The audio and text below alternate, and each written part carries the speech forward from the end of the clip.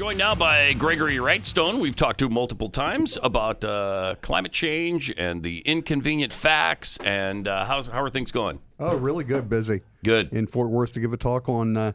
Talk is entitled "Global Warming: The Cold Hard Facts." So I'm gonna set these people straight about what's really going on. What is really going on? Because all we hear from Biden and the administration is how dire it is, what a crisis we're in, that these hurricanes are proof of climate change. It's proof of climate change hysteria is what it is. And it's what we look at, they're using every single, whether it's a condo collapse, a hurricane, it's perfectly, we're in the middle of hurricane season, the peak of hurricane season. Hurricanes happen at this time.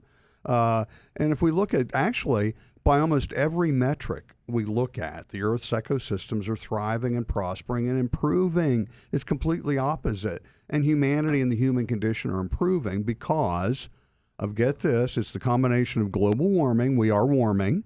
It's a combination. We've been warming for more than 300 years.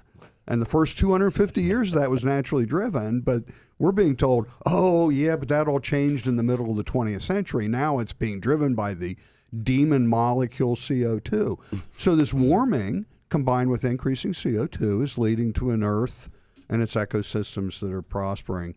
Again, by just almost every metric you look at, crop growth, life expectancy, pollution. If you look at the EPA results, our pollution has been declining, and it's declining year after year after year. But that's not what you'll hear. You'll hear dire predictions of increasing pollution leading to death and disease and pestilence and mass depopulation. Yeah, but we have droughts in some parts of the country and terrible flooding in other parts. Right. Yeah. So there's proof right there. I testified last week in Harrisburg, Pennsylvania against, they're trying to do this carbon tax up there. And this is funny. It's emblematic of what they're doing. Their justifications for this carbon tax is, number one, increasing precipitation from global warming, man-made global warming. That was number one. Number two, let me see if you can guess. Oh, no, I know. What is it? It's got to be droughts. Exactly. Droughts. Exactly. You can't have both. Right? Just pick one. They always do this. They always take both sides, whatever is convenient for them. Exactly. No matter what happens, they say, see, we predicted it. It's look, it's too And much. they've predicted nothing. Exactly. Every prediction they've made based on these climate models have been wrong. Yeah, the UN just released a report this week reporting there'll be 200 million climate refugees coming up. Oh, my gosh. So, but Wow. what's funny, in 2005, the UN had a report where they predicted 50 million climate refugees by 2010. And they listed the most at-risk islands, and they were the Seychelles, the Bahamas, the Maldives, and the others. Well, I went back and looked. In 2010, of course, there weren't any 50 million climate refugees. I looked at the population of those most at-risk islands and found the population's been booming. People have been flocking to these island paradises. They're not fleeing from them. And look at the Maldives, the most at-risk island. Right now, there are 17 resort complexes, seaside resort complexes being constructed in the Maldives. And they're being funded by equity companies. And more importantly, they're being insured by large insurance companies. Insurance companies avoid avoid risk like the plague. If they thought there was any chance that these resorts would be underwater, they wouldn't be insuring or funding. Right. And the apostles that push this stuff their actions never match what they say, flying all over the world. And they never have to account for it. Right. Obama building on the coast. Al Gore's, energy use or whatever's happening. Yeah. I was on the Uber ride over here. The guy was asking me, why are they doing it if they're lying to us? And, why are they? I can provide the science, the facts, the data that says they're lying to you. This is what they're telling you, and this is what the science tells us. And what I'm going to do, what I like to do is point out those really big misconceptions, particularly fires in the West. What is the misconception on fires? Because they tell us that those are bigger and more intense, and they're everywhere, and they're much worse than ever before. They are bigger and more intense, and it's because of man's actions, but it has nothing to do with climate change. Right. But actually, the area burned in the United States is about 20 or 25% of what it was back in the 20s, 30s, and Right, it's 40s. less. It's much less today. But each fire is more intense, and some of these are some of the largest fires ever, and that's forest mismanagement. These things, according to the Sierra Nevada Conservancy, there are 4 to 5 times too many trees per acre. It's easy to understand. What does that mean? There's more fuel, so you have bigger, more intense fires. But the other thing you don't think about, the second greatest soil moisture loss, the first is evaporation, of course. The second greatest soil moisture loss is the soil sucked, or the moisture sucked out of the soil by the trees. So now you got 4 to 5 times too many trees competing for the same scarce soil moisture. So it's adding to the aridity. You don't think about that. And we stopped logging. It used to be when a fire broke out, they could get down they could take their equipment, go up these logging roads that were throughout the forest, and they could take the equipment right to it. They're all grown up. The only way to get people in there is to airdrop them now. So there's just so many things. And then there's the rise of the invasive species across the West. A thing called cheatgrass is really, it's not been talked about much, but that it's grasses that are just dry kindling that the terrible fire in California is going on right now. It's really not a forest fire. It's a grass fire. And it consumed 2 towns. It was this cheatgrass that we're talking about. We're talking to Gregory Wrightstone, author of Inconvenient Facts, latest op-ed, Electric Vehicles, Fire Catastrophe. It's not a matter of if, but when. What's going on with electric vehicles? Scares me to death. There's these lithium-ion batteries are very unstable. They're very these cars combust spontaneously. Really? Like the Teslas and... Not so much. They're just like little, not Teslas? They're just like AAA batteries, Greg. What are you talking about? No. Lithium is a highly unstable. It's an alkali metal, just like sodium, but it's highly unstable. The Teslas have ignited, mostly the Chevy Volts and some of the others, and it's the electric buses. There were 2 large bus stations. There was a bus station in China and one in Germany, where an electric bus at night, 2 a.m., 3 a.m. in the morning, it just caught on fire. And you can't put these fires out. Right. You just can't do it. For a number, you just have to let them burn out. So the bus stations were consumed. There are now towns in Bavaria banning electric vehicles from parking garages. Think about this scenario.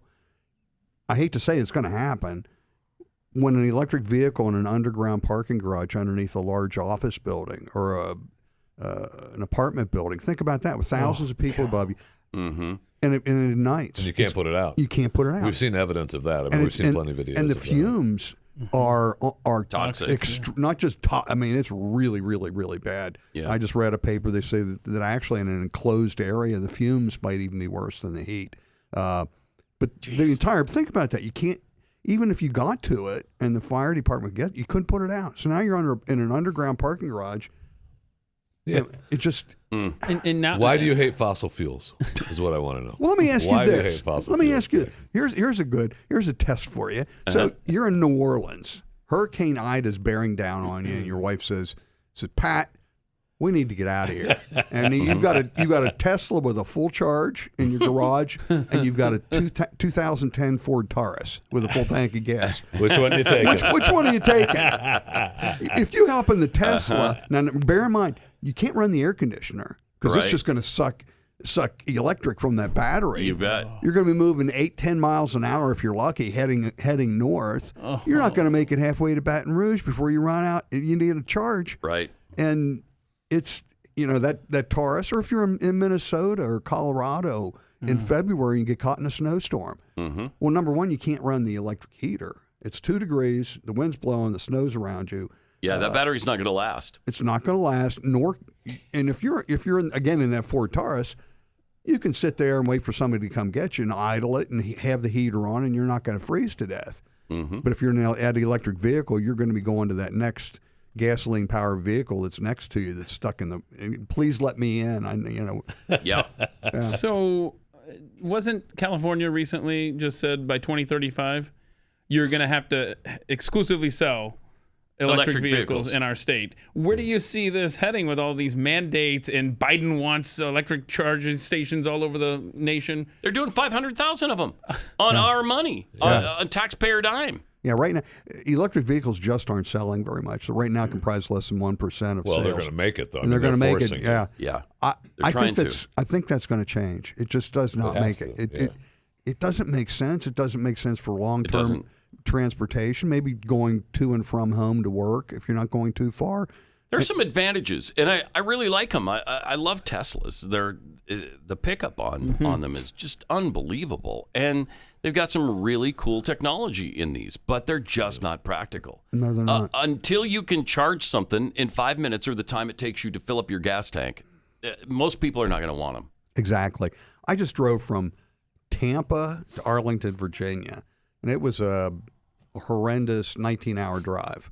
That would have taken me about at least 4 or 5 days if you were in an electric vehicle. having You to got, Right. You got to you got plan nothing it. better to do, Stop Greg. and charge it overnight, then stop again, and then another 150 or 200 miles and Yeah. charge it again. Just doesn't make sense. It doesn't. It really doesn't. I just, because I mean, we are a society that can't even be bothered for 5 seconds to look up from our phones. We're going to build our Right. lifestyle around charging stations. Exactly. Yeah, probably not. And Probably then not. the other thing we don't talk a lot about is the China situation. That these are called critical elements, critical minerals, cobalt, lithium, the rare earth minerals that are 80% of them are processed in China. Yeah. And we're beholden now to China. What he wants to do is turn us away. We just became energy independent from Saudi Arabia and the Middle East for our oil, and he wants to change that now to a dependence on China for all of our electricity supplies. And they can turn that off, and they've done it before. It'll They be did. fine. It'll be fine. And you mentioned Rare Earth. I Just Want to Celebrate Another Day of Living. It was a great band. Rare Earth was awesome back in the day. Anyway, Gregory, how do we combat this? Because it just seems like no matter what is said by the other side, you're just trampled. It is. So how do you deal with this insanity? Yeah. We're pushing back. I'm an executive director of the CO2 Coalition, and we've got 70 plus of the top scientists in the world. We're using science, facts, and data to dispute this information. And you still have your app?